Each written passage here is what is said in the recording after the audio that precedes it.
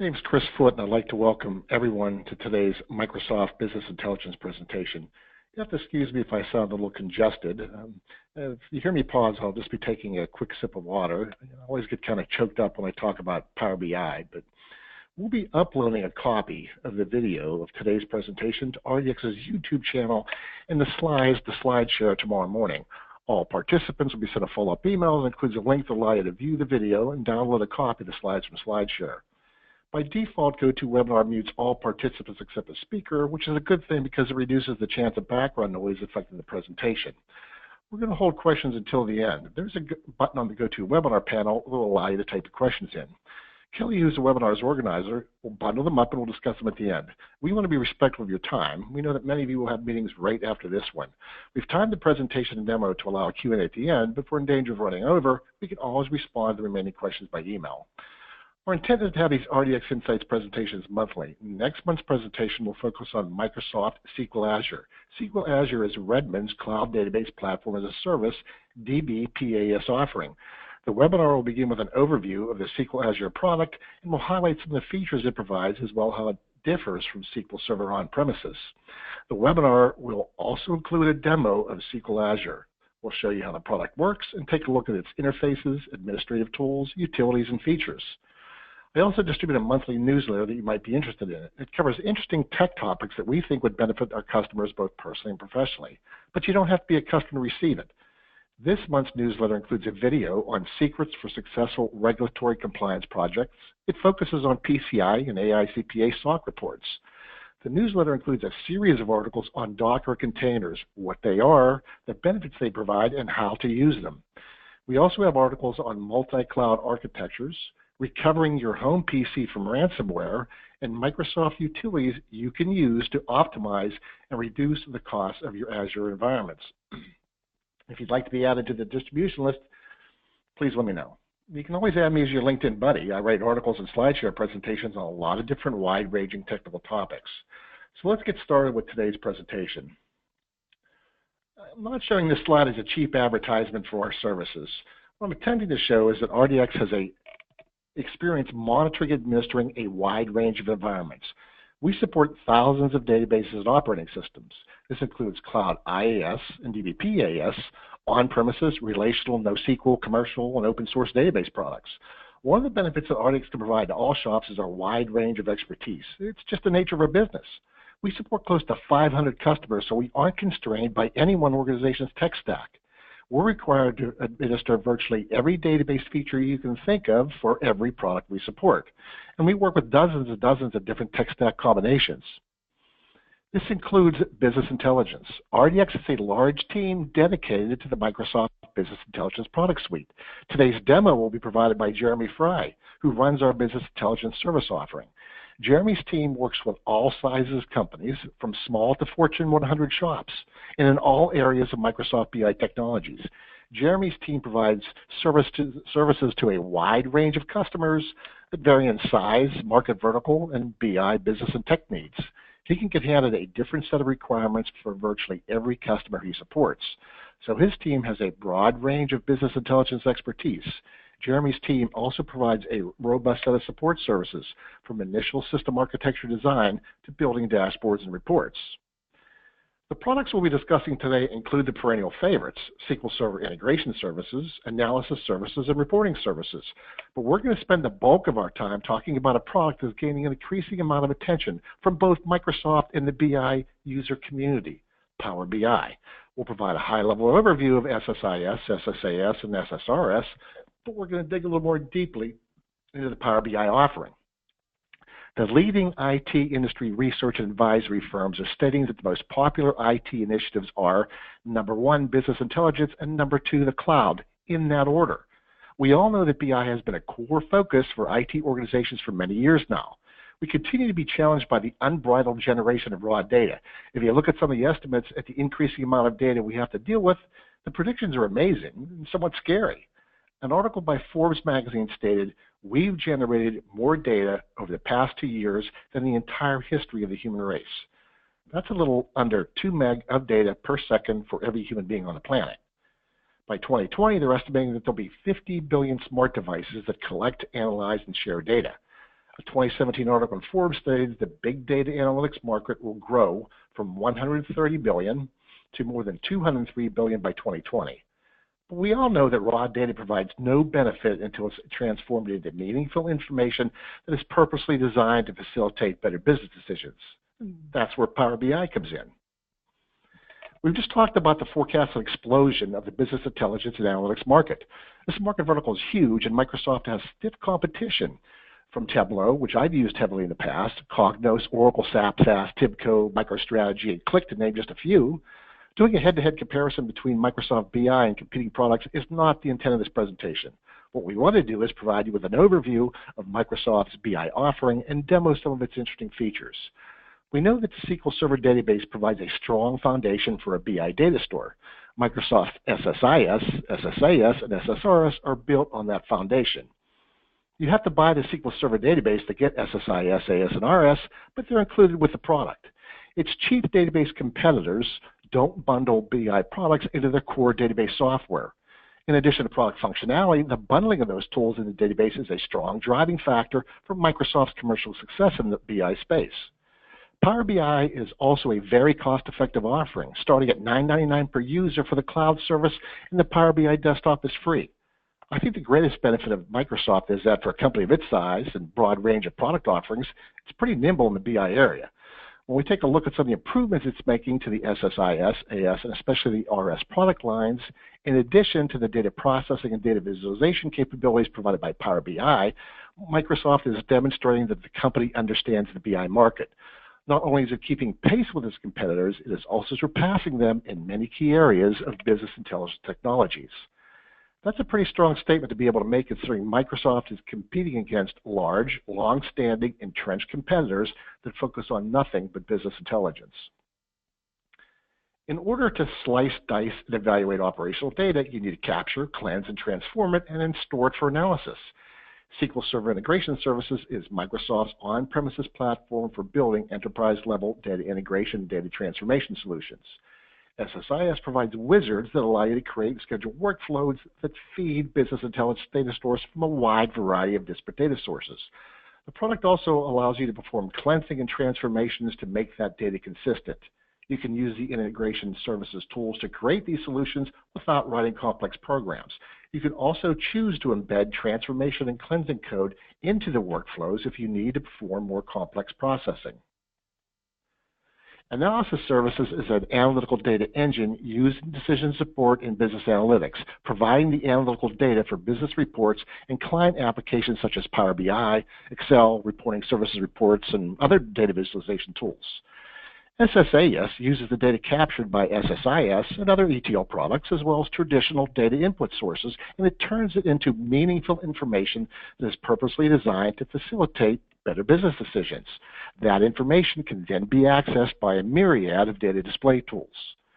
On-premises SSAS has a cloud counterpart called Azure Analytical Services. It provides like functionality. We know that tables are the typical schema object used to store data in a relational database. Tables are two-dimensional structures consisting of rows and columns. They are perfectly acceptable, although not always the most optimal sources for business intelligence applications. Cubes are multi-dimensional objects that are purposely built to facilitate online analytical processing. Both cubes and relational tables are storage objects for data used as input to BI analytics. Each one has their strengths and weaknesses and optimal use cases. When we begin discussing Power BI, we'll learn that it has a very tight integration with SSAS. There are multiple mechanisms to connect Power BI and SSAS together. For example, Power BI offers a live connection to SSAS that allows Power BI to access both Analysis Services tabular and multi-dimensional models. In addition, you can publish traditional Power BI reports, which we'll discuss more deeply in upcoming slides, that are built using SSAS data as the source. SQL Server Reporting Services is Microsoft's solution for creating, publishing, and scheduling reports and delivering them to end users. You can design reports that adjust automatically to different form factors such as tablets and mobile phones. As you can see by the graphics on the slide, the product really excels at simple and complex visualizations. It covers all aspects of reporting from design and scheduling to delivery. You can connect the product to Microsoft databases as well as disparate data sources like Oracle, SAP, Teradata. You can create KPIs, secure the reports, set up subscriptions and alerts. It's really all-encompassing. This is the SSRS architecture. Microsoft is continuing to vigorously enhance SSRS. The web portal really improves its usability. Here's an example of a very beneficial enhancement to SSRS. The Reporting Services web portal is a web-based offering that allows you to view reports, including mobile KPIs, and navigate through the elements that are in your report server instance. It provides mechanisms to view, search, print, and subscribe reports. You can configure role-based security that determines access to items and operations. You're also able to configure report execution properties, view report history, and set report parameters and create KPIs. In addition to enhancing the product's standalone features, Microsoft is strengthening the integration between SSRS and Power BI. Let's move on to Power BI. Compared to SSIS, AS, and RS, it's the new kid on the block, and it's attracting a lot of attention from the IT community. Power BI is a suite of business analytics tools to analyze data and share insights. Microsoft accurately describes Power BI as an end-to-end solution for building analytics. It really does cover the complete analytics lifecycle, from connecting to dozens of different data sources, performing data preparation, building robust visualizations, and facilitating both traditional and ad hoc analysis from desktops and mobile devices. I found this graphic, which is free to use from Dustin Ryan's site. I use it instead of creating my own, as I think it very accurately depicts the Power BI architecture. Here's what's important to know about this architecture. There is a Power BI desktop and a Power BI service. We're going to talk about both of them. Both products provide data access and display capabilities. The Power BI desktop can be described as a high-powered data import and modeling tool, and the Power BI service is better known for report building, collaboration, and sharing. The desktop provides greater access to traditional data sources like Oracle, MySQL, Teradata, DB2, but it's also able to access cloud environments. The Power BI service provides web content packs and also facilitates data connections to web environments, which we'll cover in an upcoming slide, as well as in the demo. To fully leverage all of Power BI's features and functionality, you build, model, and create reports using the Power BI desktop, and you upload the PBIX files to the Power BI service. The Power BI service also facilitates access to cloud-based data stores. As I said before, it's important to note that Power BI desktop is free. The Power BI Service Pro version starts at $9.99 per user per month. There's also a Power BI Premium version for large-scale deployments. Microsoft provides an online pricing wizard for Power BI Premium. Power BI Premium is described by Microsoft as Power BI resources that are dedicated to your organization. Power BI Pro, it's a shared capacity model. You share Power BI services with other users. But with Power BI Premium capacity, you get a node or nodes assigned to you. There are different SKUs that you can choose from that provide varying amounts of computing resources dedicated to your Power BI environment. For large deployments, you can purchase multiple nodes if you want. You get dedicated horsepower with Power BI Premium. Let's take a look at the architecture. Power BI Desktop in the lower left. That's Power BI's primary authoring tool. The desktop allows you to connect to on-premises and cloud-based targets and query, model, transform, and analyze that data. You can then visualize and publish, all using Power BI's desktop tools. We learned that the Power BI service allows you to connect to web-based data stores, Excel files in OneDrive, SaaS providers, and other web targets. But you can also access data that is on-premises. More on that later, as we want to focus on the processing architecture.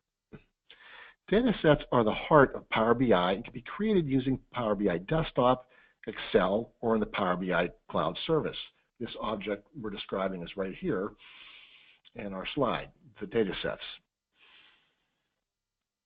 The data set includes the tables, relationships, calculations, and hierarchies, and can be created from a variety of data sources, such as SQL Server, or Oracle, Excel files, flat files, and websites. It's important to note that not only does it contain the constructs required by Power BI to process and display the report, it also contains the data used in that report. Data sets are compressed, but they have a 1 gig limit. Think of a data set as a container for everything mechanical you need to provide analytics, including the data to the users. You can also configure when and how the data is refreshed. Right above the data set in our stack is the Power BI report. A Power BI report is one or more pages of visualizations. It's really a collection of charts, graphs, and other visuals you build using the Power BI product. Reports can be created from scratch within Power BI or imported from other dashboards that are shared with you. Power BI will also automatically create them for you in some cases. A Power BI dashboard is a panel that contains one or more tiles. Each tile displays a single visualization for a report. Since both reports and dashboards, they provide like functionality, we'll cover them a little more deeply in our next slide. There are times when it's more appropriate to connect the Power BI service directly to your on-premises data stores. These data stores at the bottom of the slide here. You use the Power BI gateway. The on-premises data gateway allows you to create connections between your on-premises data sources and your Power BI cloud service. The gateway supports periodic data refreshes and direct query for certain data sources. If you use the gateway, it can pull data directly from the target data source, which means you don't have to worry about refreshing the data in those data sets and that pesky 1 gig data set limitation. Microsoft offers both personal and enterprise gateways. Microsoft Docs explain the pros and cons of connecting live to your data via the on-premises data gateway versus publishing self-contained reports to the Power BI service. Some are pretty self-explanatory. If you need access to a lot of data, you might want to use the gateway. If you want fast data access to smaller subsets of data, publish the report, self-contained, and you can schedule it to be refreshed. There are also some modeling and query limitations when you use direct query. Power BI mobile apps allow you to view the dashboards and the reports from a mobile device. You can also view your reports through the web browser and can navigate your published data models using Excel 2016. The iPad and iPhone apps for Microsoft BI for iOS offer live touch-enabled mobile access to your mobile reports and KPIs published to your report servicing portal. As I stated previously, there is also direct integration between SSAS and Power BI. You can use SSAS as a target data source. In addition, you can also integrate Power BI and SSRS for report displays. So here's the differences between dashboards and reports. Dashboards contain visualizations called tiles. So each one of these blocks in our dashboard is a tile. Tiles are visualizations pinned to the dashboard from a report. Dashboards are a feature of the Power BI service and are not available on the Power BI desktop. You create the dashboards and display them in the Power BI cloud service. Dashboards allow you to combine data from multiple sources. We'll show you how this all ties in together in upcoming slides. With Excel 2016, you can publish your Excel workbooks right to your Power BI site, where you can create highly interactive reports and dashboards based on your workbook's data. If they're on OneDrive, you can access them in the Power BI service.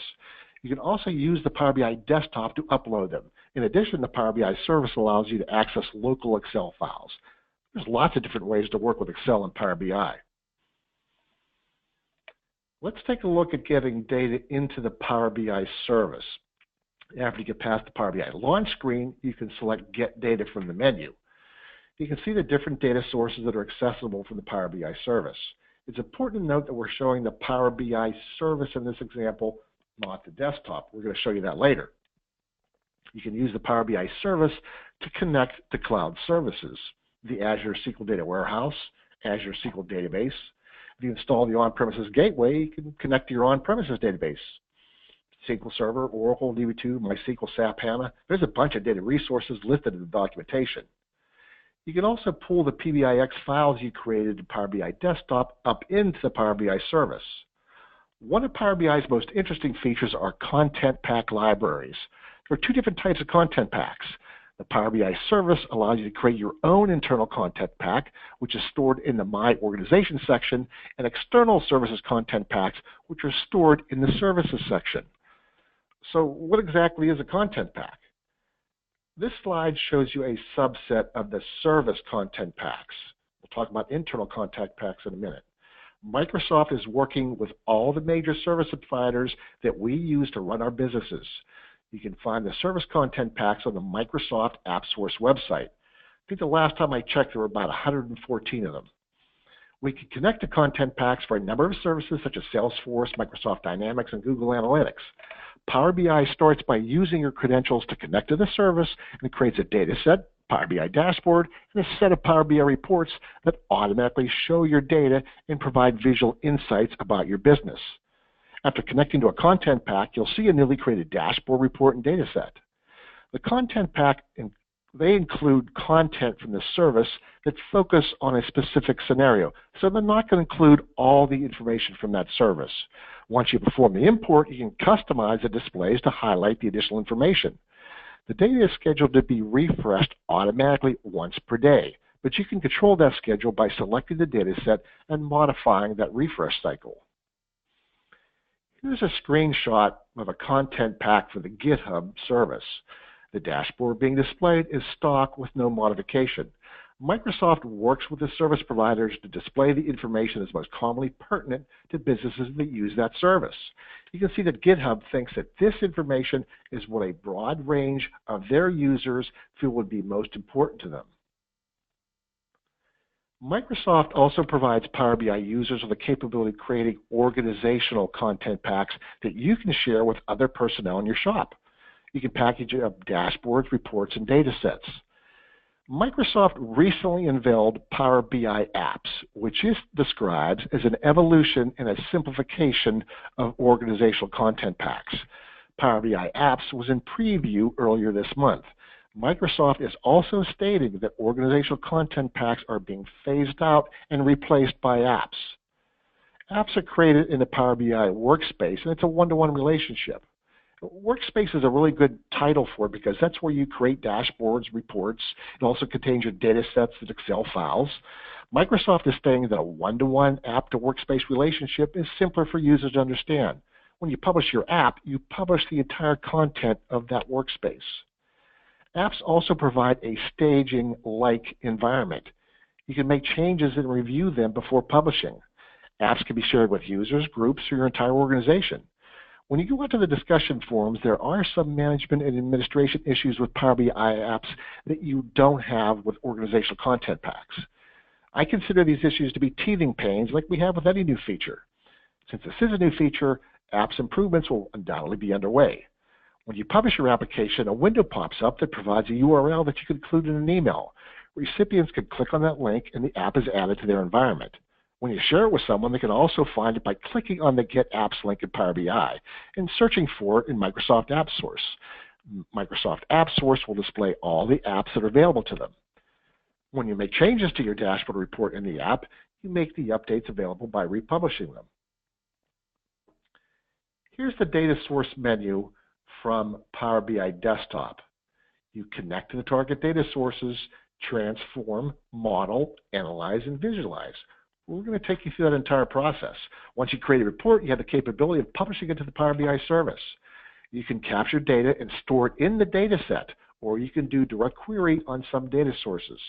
Reports created in the desktop using direct query, they can still be published to the Power BI service, but you're going to need that gateway, which allows the Power BI service to connect to your on-premises data stores. We learned previously that the Power BI Desktop provides data modeling capabilities. When you compare it to the Power BI service in the cloud, it's the heavy lifter of the two products. On the far right of this panel, you see the tables and the fields that we've previously discussed. Tables are company project, project hours, and up top, company employee. In the middle bottom of this screen, we can see that we can create additional relationships between the data elements we've selected to build our report. I'm only showing you one example. The capabilities are much deeper than what I can show with the time that we have. We could spend a few hours on just the data modeling and data manipulation capabilities of the Power BI Desktop product. The Power BI Desktop tool also provides a very robust set of data manipulation features. You can combine columns, create calculated columns, new calculated tables, split columns, perform a ton of date manipulations, pretty much anything you can think of. It's not the intent of this presentation, once again, to get at all the data manipulation features the desktop provides. The range of features are both broad in scope and deep in capability. The Power BI service counterpart doesn't provide these deep dive data manipulation and transformation capabilities. The desktop also provides strong data visualization features. If you look at the right side of the screenshot in my little red block, you can see the visualization menu. And Jeremy will demo some of those for us. Microsoft provides dozens of video tutorials on the powerbi.microsoft.com website that show you how to select data sources, model, transform, visualize, and publish. Once you've completed your visualizations, you can publish your report created by the Power BI desktop to the Power BI service. What you're actually doing is you're uploading that PBIX data set the desktop tool is creating to the Power BI service. We learned previously that the data set is totally self-contained in that it's storing all the mechanics and data we need for that report. You can also schedule refreshes for existing data sets that have been previously uploaded. When you create a Power BI report in Power BI desktop, you can also create a version that is optimized for mobile phones. That way, when you open a Power BI report on a mobile device, Power BI automatically detects if the report has been optimized for phones. If a phone-optimized report exists, the Power BI phone app automatically opens the mobile optimized report. Let's switch our discussion back to the Power BI service just for a couple of minutes. There's a couple of different ways to create reports in the Power BI service. We learned that we can create a report in the Power BI desktop and then republish it. We send the data set up into the Power BI service. You can also copy existing reports and modify them, or you can import data into the Power BI service. When you do that, it creates a data set for you, and they can use the editing tools to create your report. We also learned that you can use pre-configured service content packs, which automatically perform a lot of the work for you, like creating the data sets, the reports, and the dashboards. I also want to show you workspaces, which are containers that you can use to create Power BI objects in. Containers can also be used to provide work collaboration. You can use the workspace to share reports and dashboards with your coworkers. We learned that the Power BI desktop product provides very robust data preparation capabilities. That's the product you want to use to perform heavy data manipulations. The Power BI service does provide manipulation and visualization capabilities, but heavy report development that requires data modeling and data modifications, the desktop is the most appropriate tool.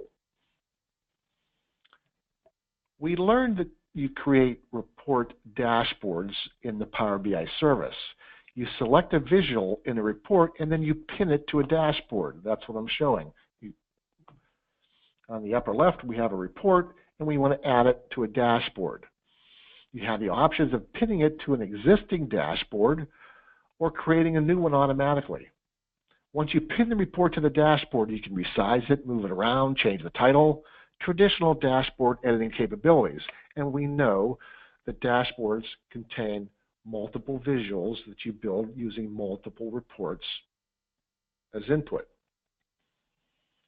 You'll notice a prompt on the dashboard that says, ask a question about your data. It allows users to look at the data in different ways. When I first started reviewing the product, I thought the dashboard capabilities were pretty strong. I then learned that you can take a visual, hit the ask a question about your data button, and easily change the way the data is being displayed and analyzed. Maybe your visual shows a count of products sold by date. You can spin that view around and do a product sold by manufacturer. You can then create a new component on your dashboard by pinning that new view of your data you just created. You can click on the data element names, or you can actually type your request into the prompt. You can see a sample question at the bottom of the slide. Microsoft provides a robust set of documentation on how to ask questions, the word and terminology that it will recognize. Quick Insights is another interesting feature of the Power BI service. You begin by running the Quick Insights utility against the data set. Power BI then searches different subsets of that data set and applies a set of algorithms to discover potentially new insights on the data in that data set. The analytics include category outliers, change points in a time series, overall trends in a time series, seasonality in a time series, and correlations.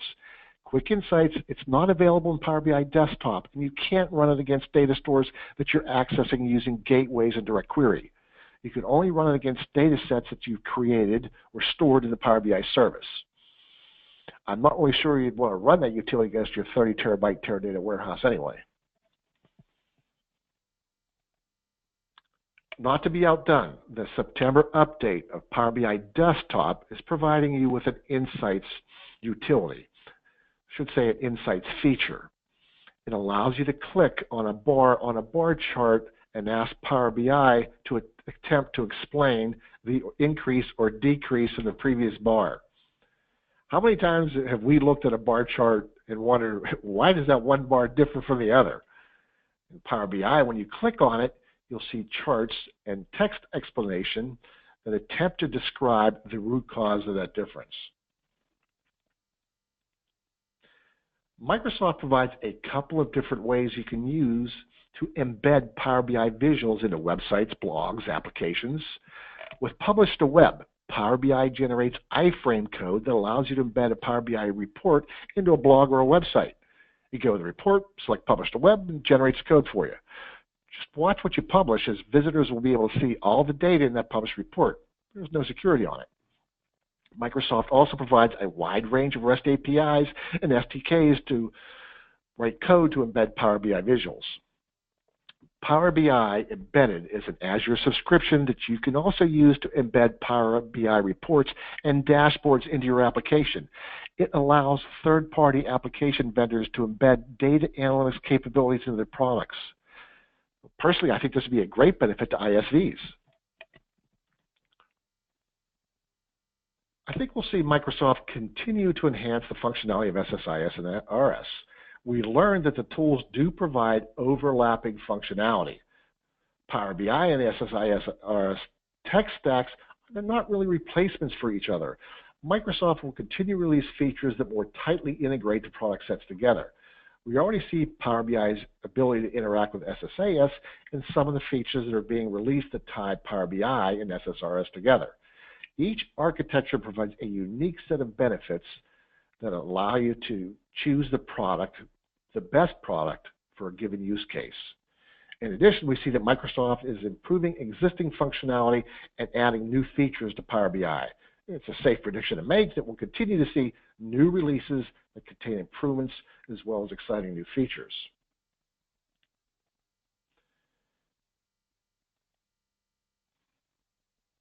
So let's move on to the more exciting part of this presentation. I'd like to introduce Jeremy B.I. Fry, who is the product manager for RDX's Microsoft BI product offering. Jeremy is RDX's business intelligence subject matter expert and manages our Microsoft BI support teams. So Jeremy, let me make you presenter and let me know when you got it.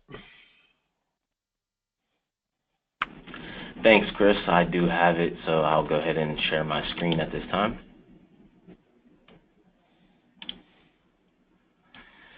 All right. Again, thanks, Chris, for turning it over and for providing the metadata portion of the presentation at this point. And I know we have a bunch of attendees from probably across different time zones and regions. So good morning and good afternoon for all attendees. What I want to start with here in the demo portion is I want to start at the basis. I want to look at some specific content and data and then basically give an overview of how to incorporate this and how to actually tell a story or potentially answer some business questions based on data.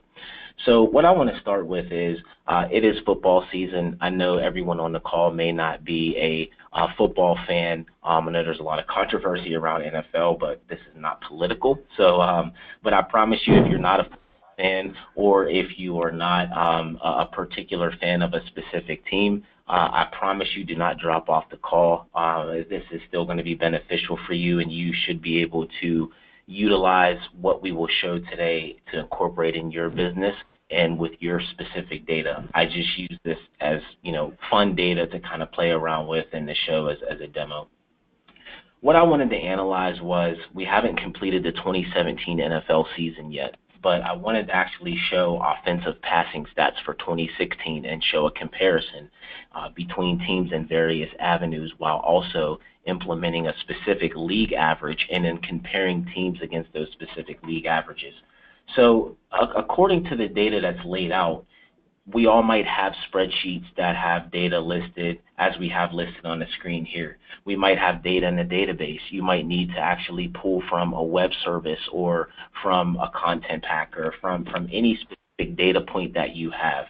So we might have business analysts or DBAs or end users, admins, etc., who need to export data and put it into a report, and there might be a lot of different varying processes. So what we're going to do is, when we look at a spreadsheet, it's a straight tabular pool, it's a straight tabular visualization. What it does not give you the opportunity is look at this data and make quick decisions or quick determinations of this data. That's where Power BI comes in. Power BI allows you to take this and visually represent it in an interactive manner to be able to make quick decisions from that. So with that being said, let's step into Power BI.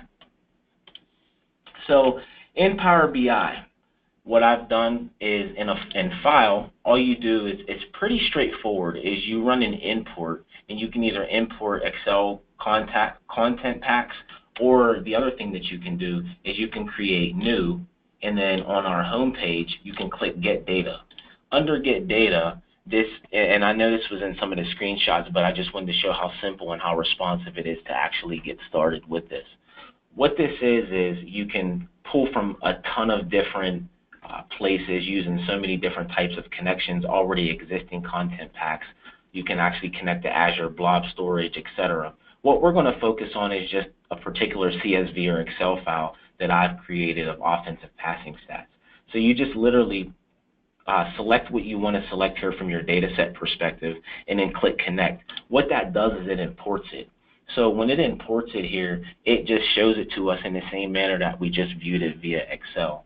The difference in one of the features that Chris was mentioning was direct query mode. Direct query mode does not do a fresh import, but it will show you and render the data, but it simply relies on the query against your data source. So there are only certain connections that are allowed to have live query connections or direct query, and one of those would be if you're connecting to a database and you need to pull a ton of data that you need to exceed the 1 gig limit that the Power BI desktop report does not allow you to exceed. If you need to pull a data warehouse with millions or billions of rows to do analytics against, the 1 gig limit will limit you from importing that into a cache scenario in Power BI. So that might be a use case when you want to use direct query. For the time being, I only have about 32 rows, including the totals and averages, about 35. So importing this data is fairly small. What I wanted to show, and I apologize if, as I mentioned, you are not NFL fans or particularly Pittsburgh Steelers fans. I'm using their data because our central location of RDX is out of Pittsburgh, Pennsylvania, but you can obviously pertain this to any team or any data that you like. What we can do here is on the data modeling side, I only have imported one table. So this only shows me what those tables are, or what that table is. If I needed to actually create a data model where I needed to import more tables and create relationships, Power BI gives me that ability, as Chris mentioned in some of his slides as well.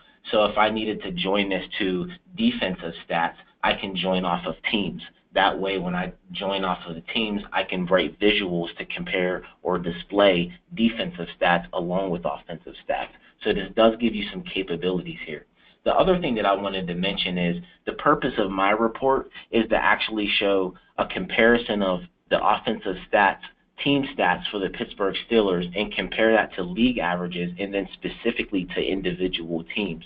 With that being said, what I needed to do is I needed to actually manipulate my spreadsheet. So going back to my spreadsheet here, you can see this is my layout of data. When I go back into Power BI and I actually display this, if I scroll it the entire way over, you'll see some additional columns here.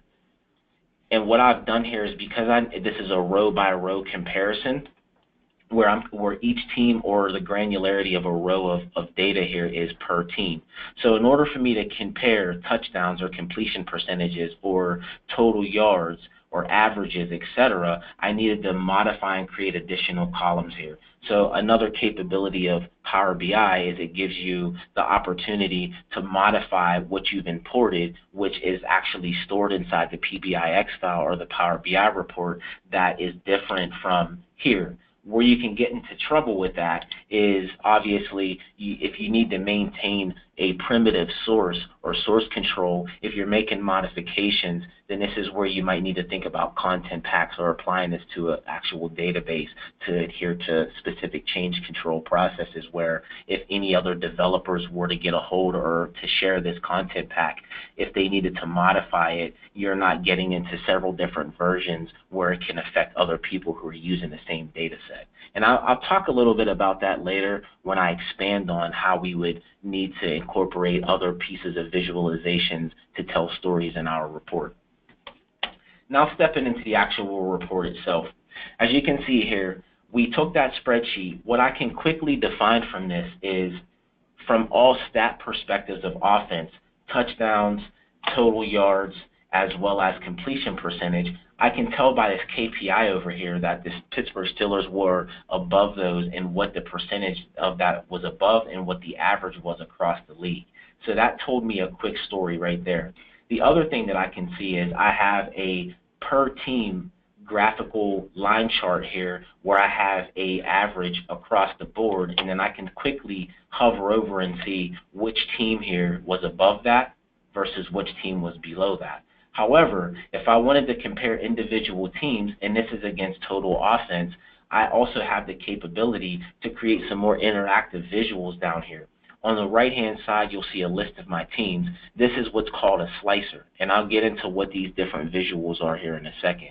In this slicer, last week, the Pittsburgh Steelers played Kansas City Chiefs. Now, I know that's 2017, and we're looking at 2016, but if I wanted to quickly show a side-by-side comparison of the various offensive practices of what these statistics are showing, I can just click Kansas City Chiefs here, and automatically my graph gets populated, which can tell me that for 2016, the Pittsburgh Steelers were above Kansas City in 2 of the 3 areas, which was, excuse me, which were the team yards and team touchdowns, but completion percentage, Kansas City was slightly above.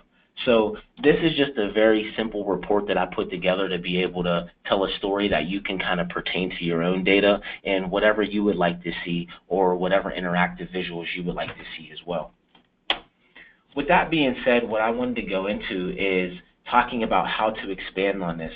One of the great benefits of Power BI, or one of the most use cases of Power BI, is for dashboard reporting. If you need to see more drill-through reporting and more tabular reporting, you still might want to utilize a tool like SSRS, which requires a little bit more development skill set from a developer's perspective because it's not as drag and drop as Power BI is. However, with Power BI, if we ever needed to expand on this and I wanted to see passing stats for the Steelers but spread that across all quarterbacks and look at those passing stats, because it's not a guarantee that the quarterback for this team played all 16 games. So what if I wanted to see this across different quarterbacks? I'm stuck at this point. Now I'm stuck with coming in here and trying to find a data set or a spreadsheet that maybe someone has exported from a web crawl or another database somewhere, and then modifying this data model. At that point, you might be introducing into your content pack some changes that others who are using this might not actually need. So what's a better use case to do that? What I can do here is actually go into a database, and this is where the traditional data modeling has not basically grown to a point where we're not able to use it anymore. And why I say that is because a lot of times people want to use Power BI as a replacement tool for data modeling and for analytics and for reporting, when I like to think of it as a tool that you can utilize as a visualization tool, but sometimes data management can be a lot simpler at the SQL Server level. So if I'm stuck with just the granularity of one team per row for a total of passing, I don't have the ability to drill down or analyze this any further when I roll this into Power BI. So what that means is if I come here and I want to look, I actually have a database that I dropped this into, which actually, if you look on the left-hand side, I have a relational model of passing stats, receiving stats, rushing stats. So if I wanted to incorporate a more bigger conglomerate of a report, then I can centrally manage this data at the database level and then allow people to query against this and create content packs off of those queries versus managing the data inside of Power BI itself. So what if I did want to see that information? I don't have a report to display that, but I do have a query that I can simply build here. And I thought I had it up, so bear with me a second.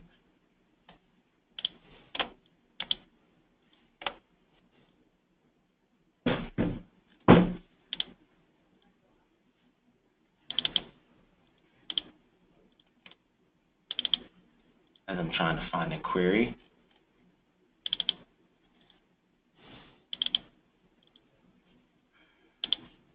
Actually, I'm just going to run a query real quick to save time. So if I want to go to my passing stats here, and I just run a straight select against that data, you can see here I actually have relationships that are actually down to the game, which gives me a game date. I also have a player ID. I have a player team ID and an opponent team ID. So I can easily make a join to my player table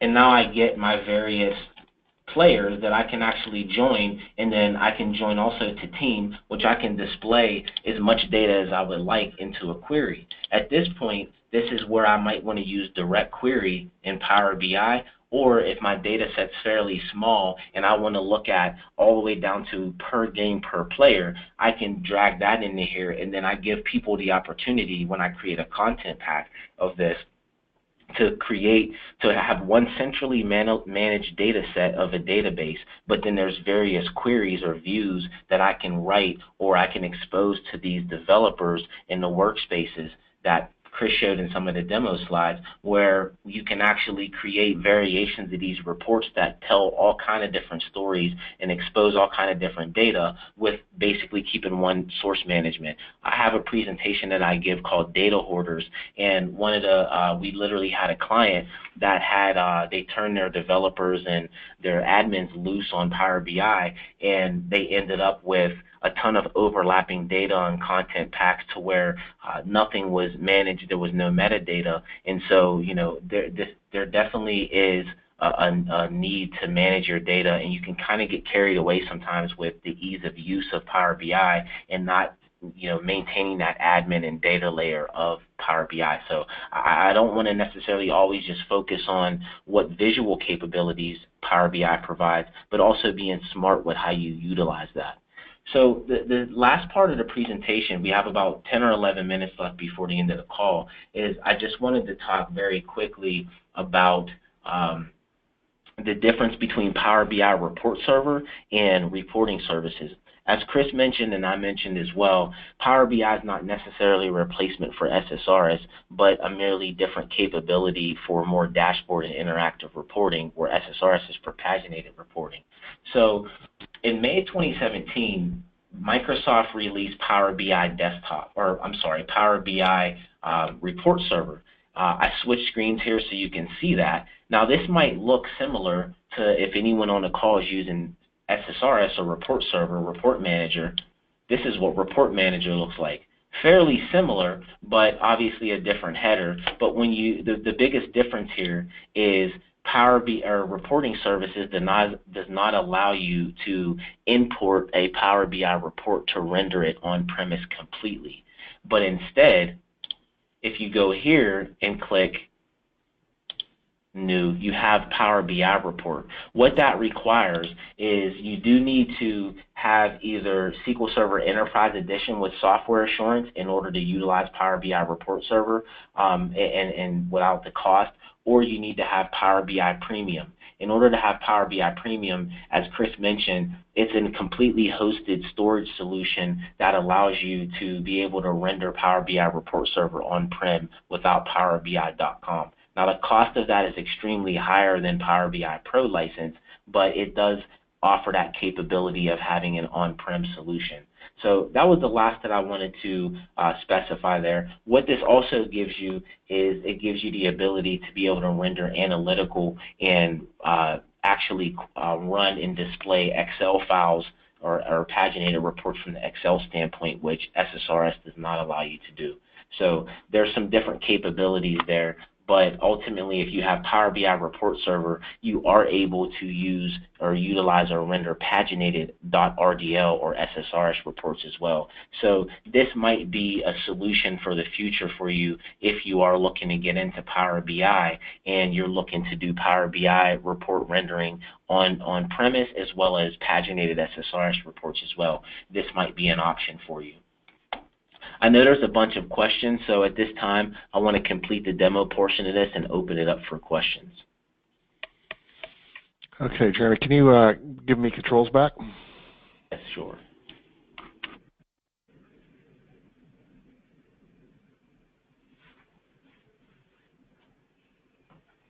There we go. And let me go one slide in. There we go. So Kelly, do we have any questions for us? Yes, we did have a few come in throughout the presentation, so I'll begin with this one. With regards to Power BI, and it states, is there a viewer option like with Tableau where you can share the dashboard with others without having to use the Power BI service?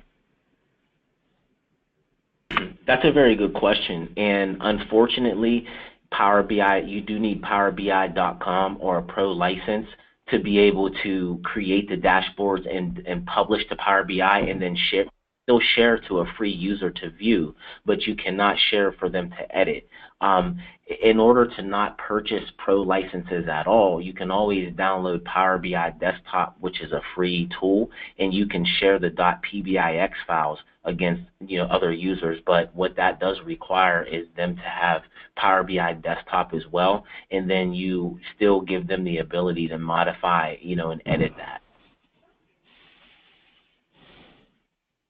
Thanks, Jeremy. And our next one states, can I import RDL SSRS files to Power BI? No, you cannot. Power BI is for Power BI dashboards and the Power BI reports, but as I mentioned in the latter half of the demo, is Power BI Report Server is a tool that allows you to integrate on-premise paginated reports.rdls that you can import into Power BI Report Server as well as Power BI reports as well.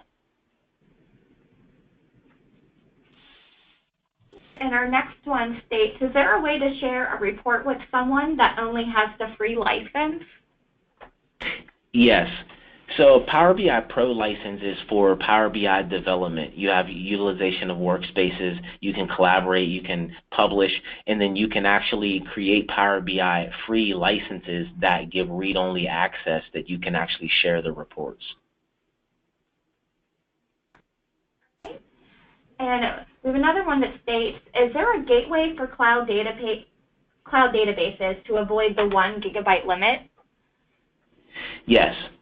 So the 1 gigabyte limit is only in Power BI Desktop, and that's only for rendering the data and caching that. What you do have is you have a personalized gateway, which before there was a personal gateway and an enterprise gateway, but now they've been merged into one. What that does is that gives you the ability to query on-premise data and not cache it. However, what you're limited to at that point is the performance of the query at the database level.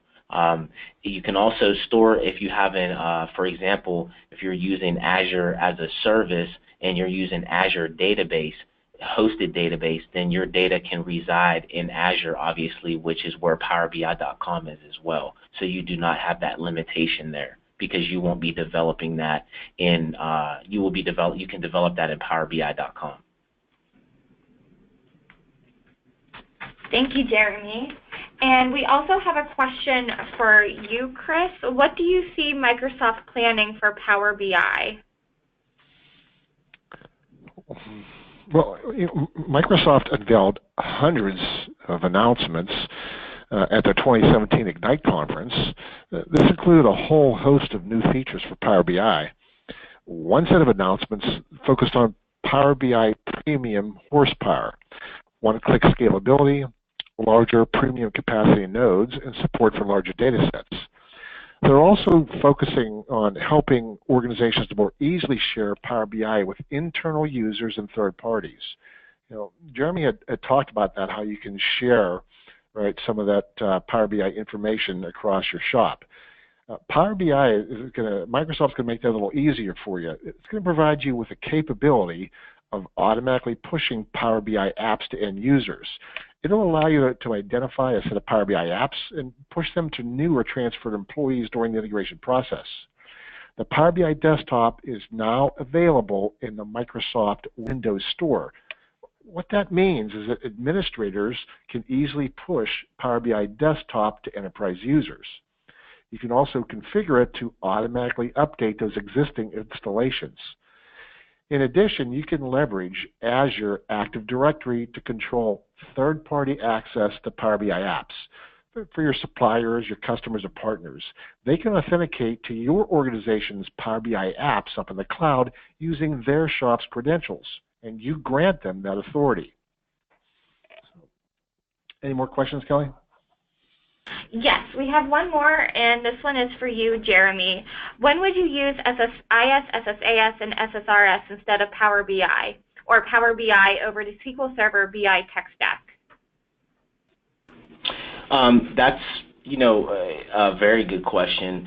I would like to say you would use them in conjunction with each other, but Power BI is more used for interactive reporting. So if you need interactive dashboards that you can click on and it references other charts that you can click on, that when you click on one graph, for example, it will render and make a change to another graph. That's what Power BI is typically used for, summarized reporting. SSRS, you can kind of finagle your way in doing some dashboard reporting that's interactive by using actions and sub-reports, but it requires a lot more development knowledge on how to do that. Power BI is more of a interactive, end-user self-service BI tool. SSIS can still be used in conjunction, as I mentioned in my demo portion, that I was just utilizing a spreadsheet. But what happens if you need to expand on that data and it's in a database?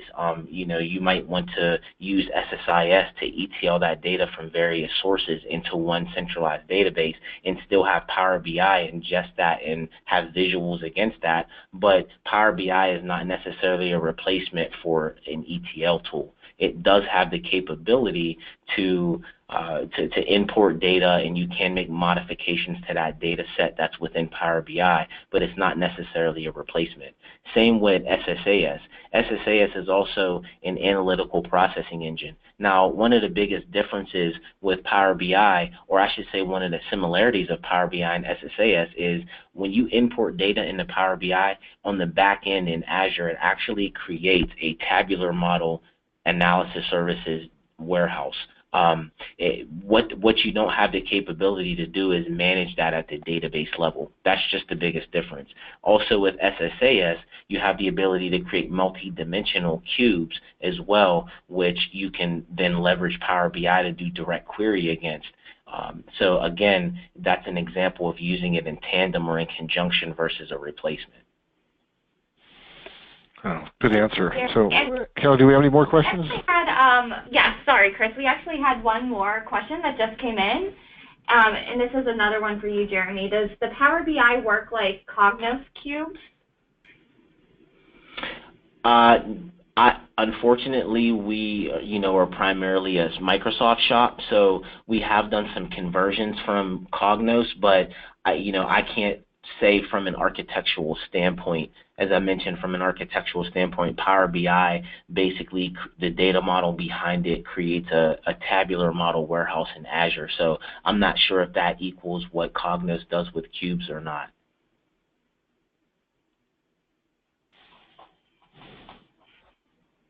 Thank you, Jeremy. Those are all the questions that we have. We had some great questions for today's webinar, that's for sure. And I really appreciate the demo, Jeremy, and excellent job and excellent answers to the questions that came up. So this wraps up our Microsoft BI presentation. I highly recommend next month's presentation, which is going to focus on Microsoft SQL Azure. It's going to be a great presentation to attend. We'll also provide, we talked about that monthly newsletter, and if you have any questions on BI, we have Jeremy's email at the top right of the slide. If you'd like to join the newsletter, my email's right underneath it. And we'll be sending a follow-up email that contains a link to SlideShare. You can download the slides, and you can also view the video on RDX's YouTube channel. So I'd like to thank everybody for attending today's presentation. Thank you so much, and have an excellent weekend. And thank you, Jeremy and Kelly. It was an excellent webinar. Thank you so much. Bye-bye. Thank you, everyone. Bye-bye.